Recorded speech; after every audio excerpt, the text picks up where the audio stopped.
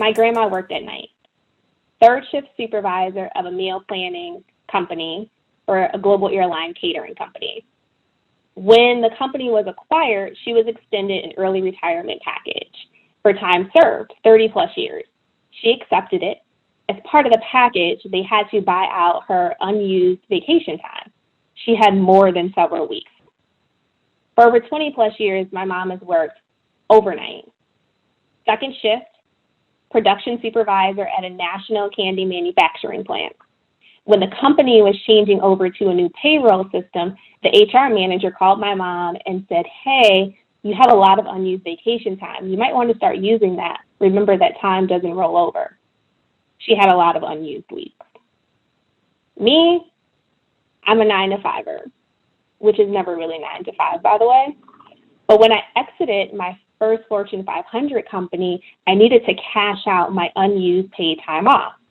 As you could probably imagine by now, I had several weeks unused. See a pattern unfolding here?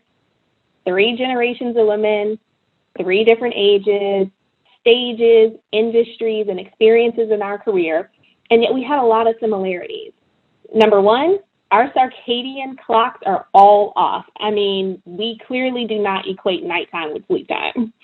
And number 2, we seem to have missed the memo that paid time off is indeed time that you're supposed to take off. A few years ago, I started noticing these behaviors very similar to my mom and my grandma, and it got me to worrying.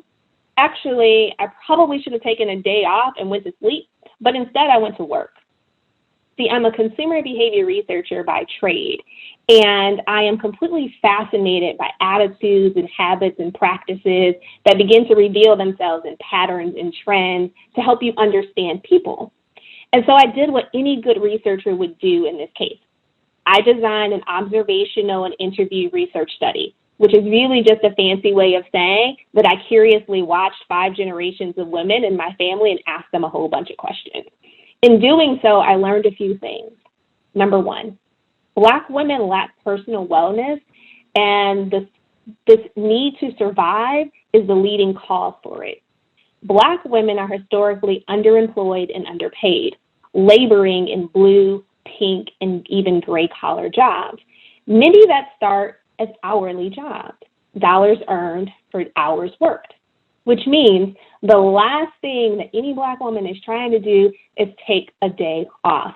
I remember when I was a kid, if you wanted to get my sister and I to turn our act right on real quick in school, threatened to call my mom in the middle of the workday. We were like, we're good, we got it together, because the last thing we wanted mommy to do was leave her job, because we knew if she needed to leave her job to come and deal with us, that meant that her check would be short that week and everybody in the house was going to have a problem. And the thing is that not only is it a financial situation, but before we can even start talking about paid time off, you need to have some. See, America, shamefully, by the way, has the distinct honor of being the only developed nation that does not have guaranteed paid time off. A lot of hourly workers, shift workers, labor workers don't have time off if they need it. So they're embarrassed if they have to go to their supervisor and ask for the time off. One of the ways to earn time off is time served, yes, but it's also about the position that you're in. So Black women start teaching and training themselves for positions that might be labeled above them, or even worse yet, a man's job. So they're showing to work a little early, staying a little late, all trying to teach themselves because no one else will teach us how to do it, trying to get that better job. And it starts to make you tired. You start sleeping less, sleeping worse. Your body starts to get tight and it starts to get tense. And you're doing this day in and day out. But every day you get up, you put on your best dress possible for the day's job, because the presentation is preservation. And grandma used to say that just because they're wearing you out don't mean you got to look worn down. So you put your best self on. You got finances at the top of your mind. You're laboring and you're tired trying to get this next job. And then you're emotionally and mentally drained. Why? because mentally you're second guessing yourself. You're wondering, should I go for it? Do I have what it takes? And emotionally, you're swallowing all of the rude behaviors and insulting, snide comments and the looks that they give you that say everything, even when they're saying nothing. And so when you think about all this, my body's tired, my mind is running, my emotions are shut down. Where and how does wellness fit into all of that when all I'm trying to do is survive? It doesn't. You just had. And yes, I said tired. And it's not because I don't know that there's an R in the word tired, and it's not because I'm incapable of pronouncing the word tired. But see, that kind of tired, that kind of soul weariness, that goes way beyond being tired. That goes to being tired. Now, you might be more familiar with the term burnout. And that brings me to my second key learning. Not only do Black women lack personal wellness opportunities, but there is also a wellness gap. Black women are left out of the modern wellness movement because it does not capture our reality. I asked my 85-year-old granny, she's part of the silent generation, I said, Granny, have you ever experienced burnout? The first thing she did was look at me. She said, baby, what's that? And so when I got done explaining it to her, she said, oh, that's some stuff you young people done made up. We always been tired. That's just the way it is. And so when you say things like mental fatigue, when you say things like burnout, when you say things like lean in, see, that doesn't resonate with us because for Black women, there's no leaning in, right? We're busy trying to manage our resting faces that you say don't look engaged, or our presence that you say is intimidating, or our tone that you say makes us feel like we are speaking in a way that is a little harsh, a little angry, and you know where I'm going with that. Of course, angry Black woman, right? But we're none of those. The point of the matter is that those words, burnout, mental fatigue, they sound really good. They just don't represent our reality.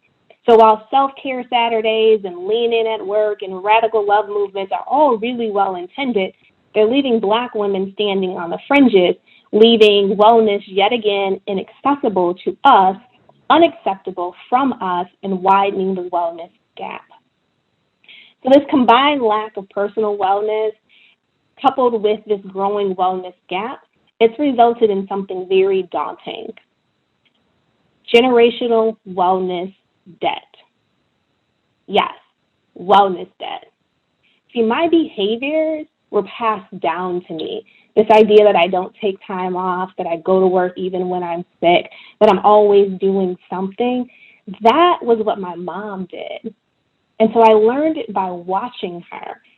And she didn't do it on purpose. It was no ill intention. She taught me something tremendous.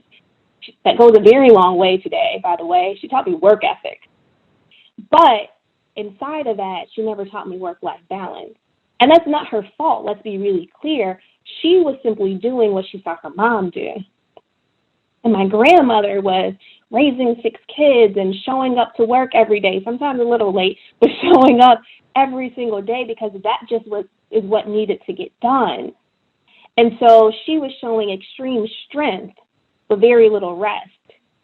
But once again, that wasn't her fault because, see, that was handed down to her. So generation after generation, we are all working from depletion and deficit, and now here we are in debt. So fact is, I'm in 4th generation wellness debt. Ironically, I was at a wellness event with those same 3 generations that I told you about, my grandmother, my mom, and myself, and I discovered something. One Sunday morning, we turned off our phones, we sat around with one another, we laughed and joked, we ate skinny popcorn, we asked each other how we were doing, and we really, truly wanted to know. We stretched while we were sitting in the middle of the floor. We even took a good old dance break to New Editions, If It Isn't Love, because it's New Edition, and you should just do the dance, by the way, it'll make you happy.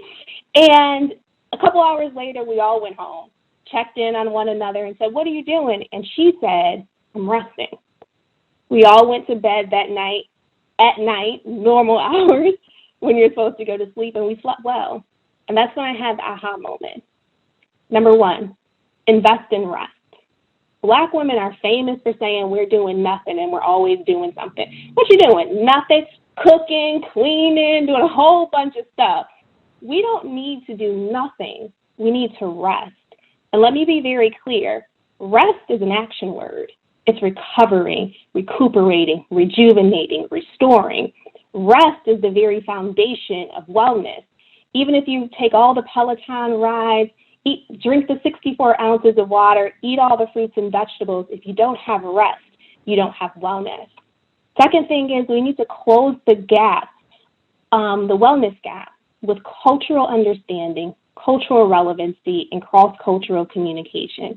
See, words matter. We identify with words. We relate with words. And if the words of every Woman in the Workplace initiative or DEI program or Wellness at Work program uses words that fail to land and reflect my true reality, well, then you continue to leave me out of the wellness movement. And lastly, when we do invest in rest, when we do close the wellness gap, we have this amazing opportunity to build wellness wealth. See, wealth is accumulated. And if I start some wellness habit and I tell my mom about it, it may take her a little while because that's not her reality. But maybe one day she'll take the day off just because. And when she figures out what that feels like, she'll tell her mom, hey, Mom, go to California and see your sisters. I know you don't take vacation days, don't know what that's like in 40 years, but just go do it. And see, the more that each person keeps doing it and sharing it with someone else, we're all accumulating some assets. And then we're all contributing to the Black generational wellness. So while I might be in fourth generational wellness debt, I am a first generational wellness investigator. And my great mission is to restore the generations in wellness, restore the generations before me, restore the generations with me, and restore the generations to come after me. It's time to restore generational wellness.